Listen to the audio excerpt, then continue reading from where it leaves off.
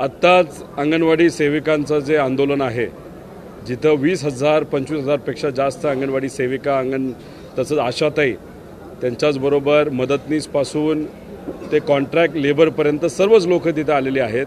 दुर्दैव असं आहे की त्यांना भेटायला सकाळपासून आत्तापर्यंत सरकारमधून कुणीही गेलेलं नाही। याच्यावरूनच समजून घ्या की सरकारला सामान्य लोकांचं काही पडलेलं नाही। ते फक्त आपल्या सत्तेमध्ये मग्न आहेत, गुजरातला मदत करण्यासाठी मग्न आहेत, बाकी यांना काही पडलेलं नाही।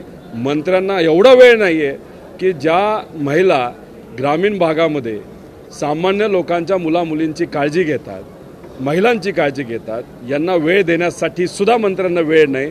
तर याच्यावरूनच या सरकारला किती अहंकार आहे आणि किती घमंड आहे हे आपल्या सर्वांना कळतं।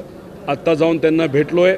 पुढच्या काही मिनिटांमध्ये जर सरकारकडनं कुणीही त्यांना भेटायला गेलं नाही, त्यांच्या मागण्या समजून घेतल्या नाहीत, तर त्या संघटनेला आम्ही पाठिंबा देत त्यांच्या आंदोलनामध्ये आम्ही सुद्धा सहभाग घेणार आहोत। त्यामुळे सरकारला पुढचा अजून काही वेळ आहे। या गरीब महिलांच्या आणि तिथे असणाऱ्या कामगारांचं दखल या सरकारने घेतलीच पाहिजे, चर्चा केलीच पाहिजे आणि मार्ग काढलाच पाहिजे असं सरकारला विनंती करतो।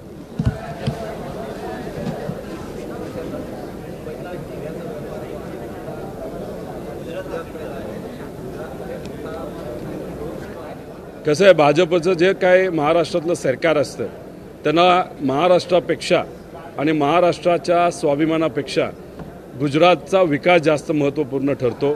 आतापर्यंत आपल्या सर्वांना माहिती आहे, लाखो करोडो रुपयाची गुंतवणूक ही महाराष्ट्रामध्ये येणार होती, ती गुजरातला गेलेली आहे। आता विदर्भमध्ये आपण आहोत। विदर्भाला सुद्धा देवेंद्र फडणवीस साहेबांनी शब्द दिला होता 90,000 कोटीची इन्व्हेस्टमेंट आम्ही करतो। अरे 90 पैकी 9,000 कोटी सुद्धा आपल्या या विदर्भामध्ये आलेले नाहीत।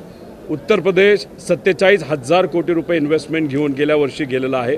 37,000 कोटी बँकेने बॅकअप केलेली जी इन्व्हेस्टमेंट आहे ती गुजरातला गेलेली आहे। आणि महाराष्ट्राला किती हजार कोटीची इन्व्हेस्टमेंट आली तर 8,500 कोटीची। म्हणजे हे दिल्लीला जाऊन काय करतात तर मंत्रिपदं मिळवतात, कुठंतरी पालकमंत्रीपद मिळवतात। पण राहिला प्रश्न महाराष्ट्राचा, त्याच्यामध्ये जेव्हा खऱ्या अर्थाने महाराष्ट्राची भूमिका घेण्याची वेळ येते, इथं असणाऱ्या युवांची भूमिका घेण्याची वेळ येते, तेव्हा हे बिळात जाऊन बसतात असं आमच्या सगळ्यांचं मत आहे।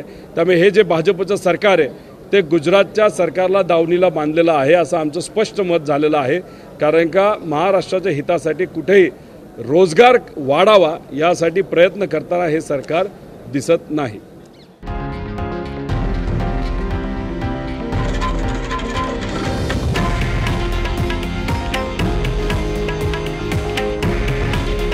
हे आहे देशातील नंबर 1 न्यूज नेटवर्क आणि आपण पाहत आहात TV9 मराठी।